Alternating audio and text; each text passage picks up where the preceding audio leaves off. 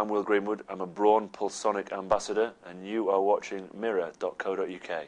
What were your best moments of the French World Cup? The Japanese try against Wales, the Georgian effort against Ireland, virtually every game provided something spectacular. Even when Portugal got beaten by 100 points by New Zealand, they scored a try, and they had a great 15 minutes against the All Blacks. And so you went from game to game, and the French crowds, the French stadiums, the French atmosphere, the French trains, they're so good and quick and on time. So all sorts of stuff. It was just a great 6 weeks experience. Had a great time. I had obviously box seats with ITV, and for the England games, it was right on the touchline, so got to soak in the atmosphere, chat to the guys before the games. It was a very special experience for me post-retirement, and one I thoroughly enjoyed. Did you ever feel at any point like you wanted to chuck a shirt on and get involved? Yeah, until the whistle went, and then you thought, oh my God, and it's only been 2 years since I've finished, and look at the size of these boys.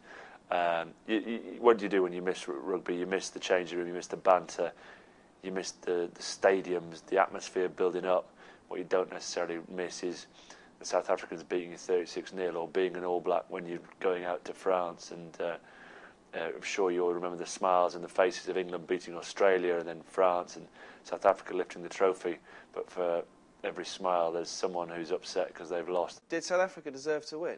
I think on the whole, most rugby supporters would say, well done to a few teams, overperformed, England brilliant to give us such a ride, but come the final whistle of that tournament, the best team won it. There's been a bit of fallout in the England camp since the World Cup.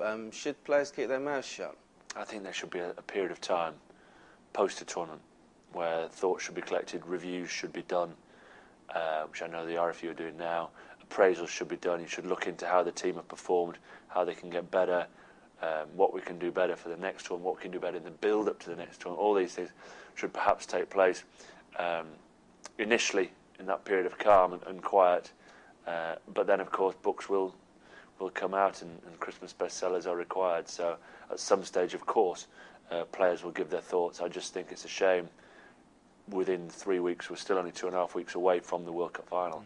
And what we are talking about too much in the press at the moment is what was going on in the back room, what was happening in those meetings, as opposed to, wasn't Andrew Sheridan brilliant?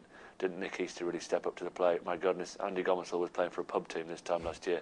You know, all these amazing stories that were part of it, and just seem to be getting a little bit lost, which is a great shame. How do you think things will go forward for Brian Ashton?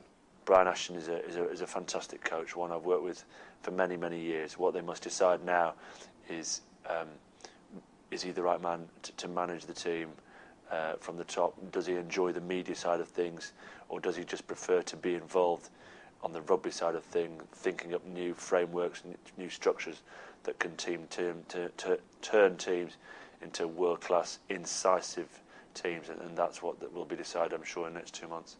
And which other sports do you follow? Me, anything. Watched Justin Rose yesterday, do very well, nearly blow it, come back and pull it off. Was the week before I was at Stamford Bridge and saw my team, Man City, lose 6-0 to Chelsea. Cricket, love my cricket. You know, we talk about our book allegations and things that are coming out. My goodness, Duncan Fletcher, again, a man who was deadpan whilst in the job, suddenly released a few stories. A huge admirer of Flintoff, Peterson and co. Love the Australians, the way they play cricket.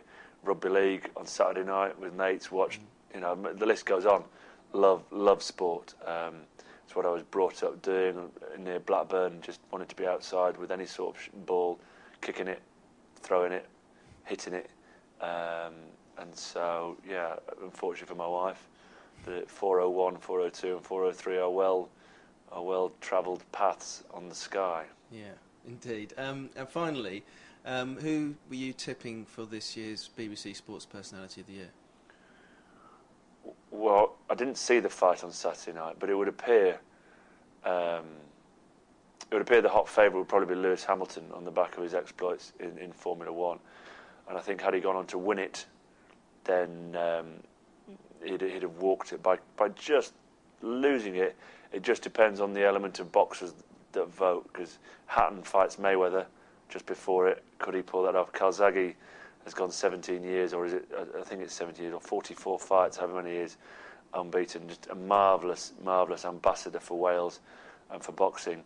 But boxing doesn't quite seem to get a fair crack at these things. But if, as a sports person who's watched a lot of sports down the years, then potentially Hatton or 𝗍𝗁cie should be right up there.